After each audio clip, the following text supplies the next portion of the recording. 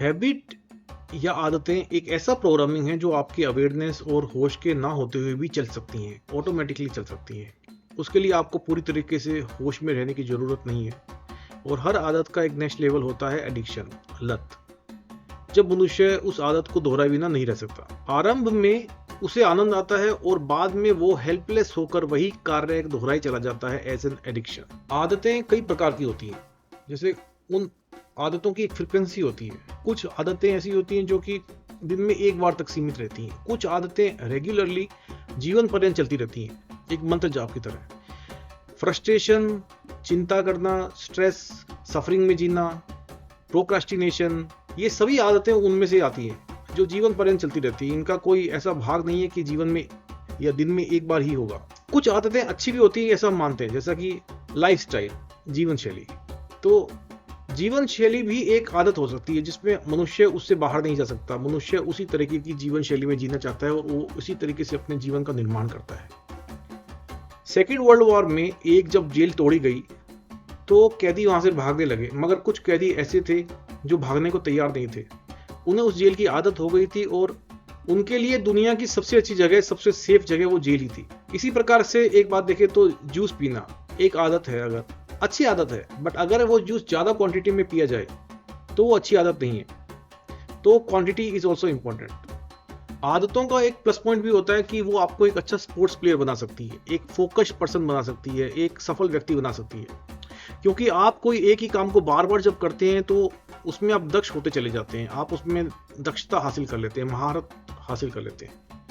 इसमें एक अंतर समझ लेना जरूरी है कि प्रैक्टिस से आदत बन सकती है, मगर आदत से प्रैक्टिस नहीं होती। क्योंकि बात जब आदत पे आती है तो वो आउट ऑफ कंट्रोल है, वो आपके अवेयरनेस से बाहर है। हम एक साइकिल को दोबारा चला सकते हैं, एक 10 साल बाद भी अगर आप साइकिल चला रहे हैं तो भी आप उसे चला सकते हैं, क्योंकि वो आपकी लर्न प्रैक्टिस है। मगर अगर आपको साइकिल चलाने की क्रेविंग नहीं हो रही, आप उसे रोज रोज नहीं कर रहे हैं एक आदत के अनुसार, तो वो ओनली एक प्रैक्टिस हुआ। शू लेसेस बांधना प्रैक्टिस है, उसमें आपने दक्षता हासिल की है।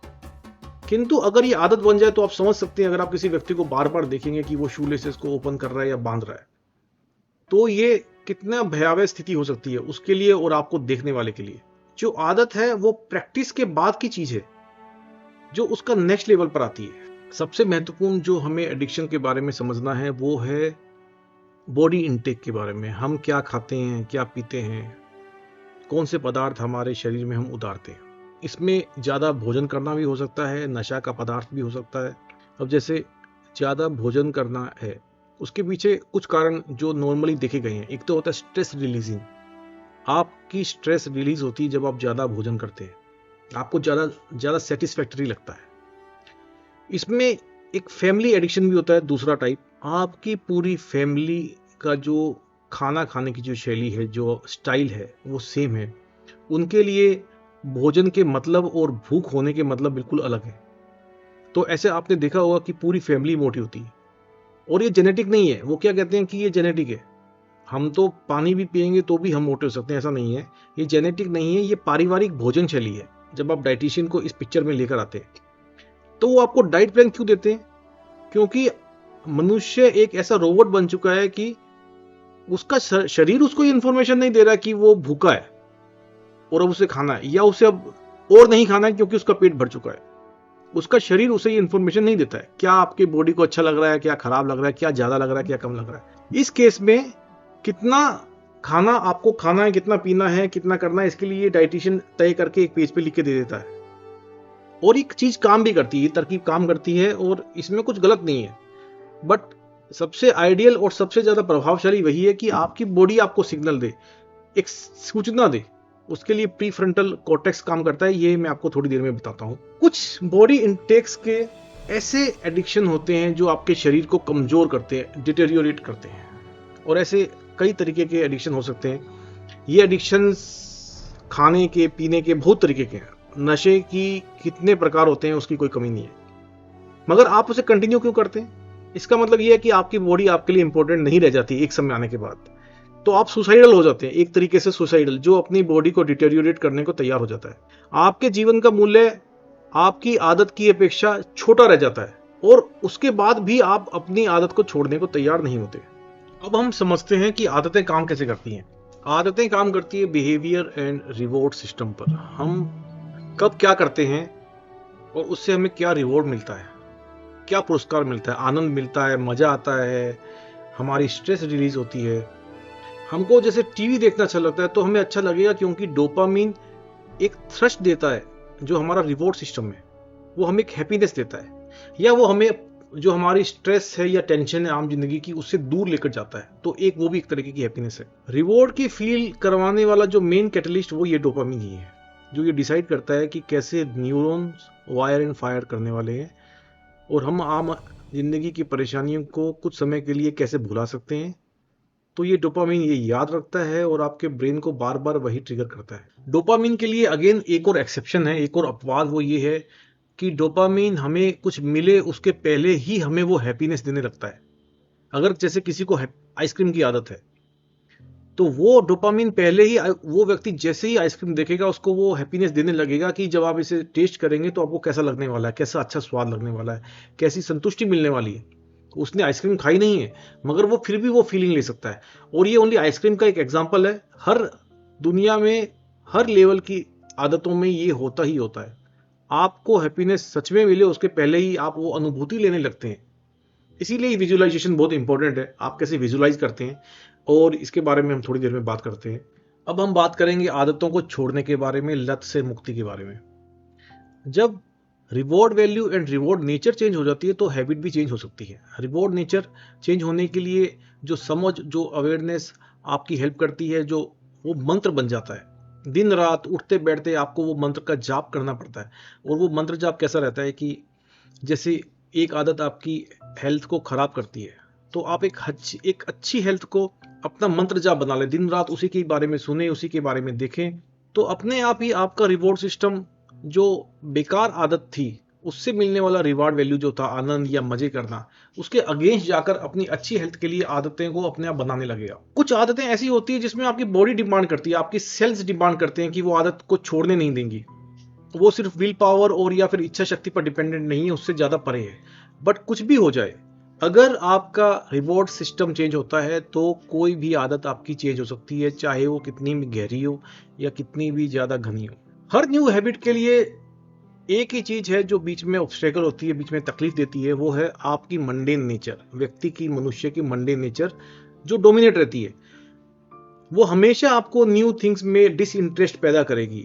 वो हमेशा आपको यही कहती रहेगी कि ये चीज काम की नहीं है, पुरानी आदतें अच्छी हैं, पुराना स्टाइल अच्छा है, और आपका एक्साइटमेंट कम करती रहेंगी। बट इसी चीज को बार बार रिपीट करके मंत्र जाप बनाकर आप फिर भी नई हैबिट को डेवलप कर सकते हैं। और फिर धीरे धीरे आपका जो डोपामीन, जो हार्मोन है, वो भी पुरानी आदतों से मुक्ति पाएगा और आपको हैप्पीनेस कब देगा, जब आपकी नई आदतें डेवलप होने लगेगी। बट ये प्रोसेस है, इसमें टाइम लग सकता है, गिव अप नहीं करना चाहिए, पेशेंस बहुत बड़ी चीज है। तो ये मुश्किल नहीं है, ये आराम की चीज है, ये इम्पॉसिबल नहीं है।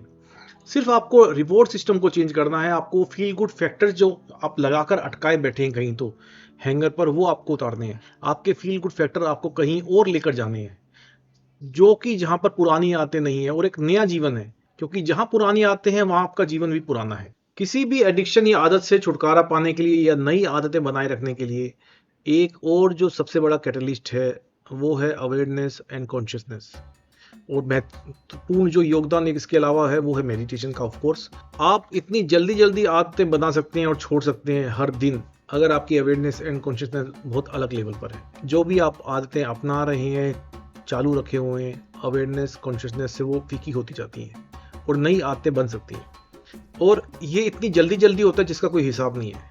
और ऐसे व्यक्ति मेंटली कभी बूढ़े नहीं होते। अवेयरनेस एंड कॉन्शियसनेस से कोई भी कार्य करने वाले व्यक्ति बूढ़े क्यों नहीं होते, क्योंकि वो उससे उस तरीके से बंधे हुए नहीं है जिस तरीके से एक आम आदमी बंधा होता है, क्योंकि वो कार्य कर रहा है ऑटोमेटिक वे में, जहाँ पर अवेयरनेस नहीं है, कॉन्शियसनेस नहीं है। व्यक्ति सुबह से गाड़ी चलाकर जाता है, कहीं पहुंच जाता है, उसे कुछ नहीं पता चलता कि वो गाड़ी में उसने किसको ओवरटेक किया, किसने उसको ओवरटेक किया। तो इसका जो अपोजिट साइड है वो है हमारा अवेयरनेस एंड कॉन्शियसनेस। ये आई थिंक सबसे बड़ा ब्रह्मास्त्र है आपके जीवन के जीने के तरीके में भी, एंड आदतें निभाने के लिए या आदतें छोड़ने के लिए। मेडिटेशन का और अवेयरनेस का इतना बड़ा योगदान इसलिए होता है क्योंकि हमारे ब्रेन का एक पार्ट होता है प्रीफ्रंटल कॉर्टेक्स, वो हमें ये सूचना देता है कि हमारे लिए अच्छा क्या है, हमारी बॉडी के लिए, हमारे माइंड के लिए क्या अच्छा है और क्या सही है।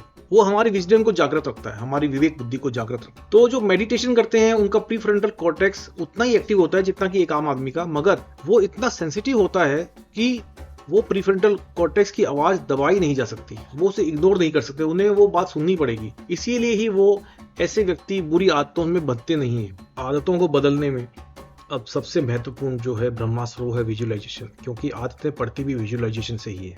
जैसा एग्जाम्पल था कि आइसक्रीम खाने से पहले ही आप उसे विजुअलाइज करते हैं, पिज्ज़ा को देखते ही आप पहले विजुअलाइज करते हैं कि मैं इसको खाने वाला हूँ। इसी प्रकार से आदतें बनती है और ये हर क्षेत्र में लागू होता है। हर आदत एक समय के साथ में, एक जगह के साथ में कनेक्टेड होती है। कुछ जगह पर देखकर वो ट्रिगर होती है, कभी वो कुछ समय में ट्रिगर होती है। सूर्य अस्त पंजाबी मस्त ऐसा बोलते हैं। सुबह उठते ही कुछ व्यक्तियों को कुछ अलग प्रकार की आदत हो सकती है, वो उसका हाथ अपने आप उस जगह पर जाएगा ढूंढने के लिए। विजुअलाइजेशन इसी चीज़ों को अपोजिट करने के लिए है कि आप उसके अगेंस्ट में क्या सोच सकते हैं। क्या आप अपनी हेल्थ के बारे में सोच सकते हैं? क्या आपको लगता है कि आपको जिम जाना चाहिए, तो आप पहले से ही कल्पना करें कि आप जिम जाने से पहले आप शूज़ पहन रहे हैं, आप अपना ड्रेस चेंज कर रहे हैं। तो हर आदत के अगेंस्ट में एक नई आदत खड़े करें, उसे शिफ्ट करें और उसके लिए विजुअलाइजेशन करें। वो भी मंत्र जाप के जितना ही पावरफुल होना चाहिए कि उसको बार बार आप रिपीट करें। और इस प्रकार से आप किसी भी तरीके से, किसी भी प्रकार की जीवन शैली से मुक्त हो सकते हैं। अब आती ही बात आदतों को छोड़ने के समय में एक सबसे बड़ी बाधा है, उसको कहते हैं विड्रॉवल सिम्टम्स। विड्रॉवल सिम्टम्स क्या होते हैं कि जब आप किसी आदत को छोड़ते हैं तो कुछ दिनों के बाद आपकी इच्छा तीव्र होने लगती है, क्रेविंग ज़्यादा होने लगती है उस आदत के लिए, और आपको लगता है कि आप गिव अप कर दो और आप दोबारा उसी आदत की तरफ चल दो। आपका पूरा डोपामिन सिस्टम आकर्षित होने लगता है उस तरफ। बट अगेन, कोई भी क्रेविंग, कोई भी इच्छा, कोई भी भूख आपकी पावर ऑफ चॉइस से ज़्यादा नहीं है। पावर ऑफ चॉइस बहुत पावरफुल है। आप खुद चूज करें, आप खुद चूज करें कि आपको कौन सी मार्ग पर जाना है। आपकी इच्छा शक्ति से बड़ा कुछ नहीं है। कोई भी विड्रॉवल सिम्टम, कोई भी आदत आपकी विल पावर से बड़ी नहीं है।